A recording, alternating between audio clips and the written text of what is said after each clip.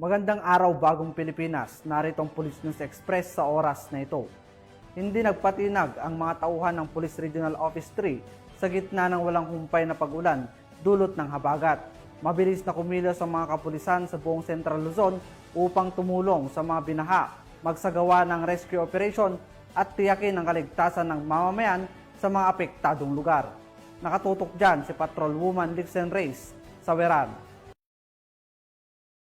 Sa patuloy na pananalasa ng Bagyong Krising, agad na tumugon ang Police Regional Office 3 sa pamumuno ni Police Brigadier General Ponce Rogelio I. Piñones Jr., Regional Director, upang matiyak ang kaligtasan, kaayusan at kaginhawaan ng mga apektadong mamamayan sa gitnang Luzon. Sa lalawigan ng Bataan, personal na pinangunahan ni Police Colonel Marites A. Salvadora, Provincial Director, ang pagbisita sa mga evacuees na pansamantalang nanunuluyan sa Mariveles National High School at Kamaya Evacuation Center upang alamin ang kanilang kalagayan at tugunan ang mga pangangailangan. Kasabay nito, isinagawa rin ng iba't ibang municipal police stations ang masusing flood at water level monitoring sa mga ilog at flood-prone areas, habang ang Makabebe MPS ay nagbigay ng libreng sakay sa mga pasaherong na stranded dahil sa pagbaha. Samantala, sa bayan ng Pilar, Bataan, tiniyak ng mga pulis ang seguridad sa ginanap na pamamahagi ng food assistance sa mga daycare pupils,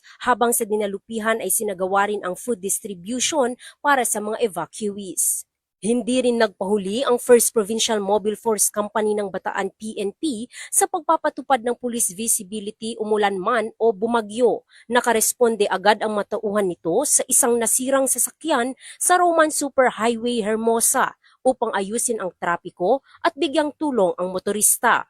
Sa Pampanga, ipinamalas din ng Apalit MPS ang mabilis na aksyon nang mailigtas at madalas evacuation center ang isang bagong panganak na ina at ang kanyang pamilya sa tulong ng MDRRMO at Philippine Coast Guard. Sa Hagonoy, Bulacan, isinagawa ng Hagonoy Municipal Police Station ang forced evacuation sa mga high-risk areas upang mailigtas ang mga residente mula sa banta ng storm surge at patuloy na pagtaas ng tubig dulot ng Bagyong Krising. Ang lahat ng inisyatibong ito ay patunay ng walang humpay na dedikasyon ng Police Regional Office 3 sa ilalim ng direktiba ni Chief PNP Police General Nicolas D. Torre III sa pagbibigay ng serbisyong may puso, hindi lang bilang tagapagtanggol ng batas, kundi bilang tunay na lingkod ng bayan, lalo na sa oras ng sakuna.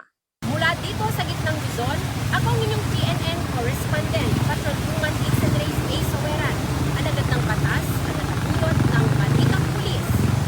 At para sa iba pang napapanahong balitang pampulisya, laging tumutok sa Police News Network, alagad ng batas, tagataguyod ng balitang pulis. Ako po si Patrolman Julius Sam Akad, nagbabalita para sa Police News Express.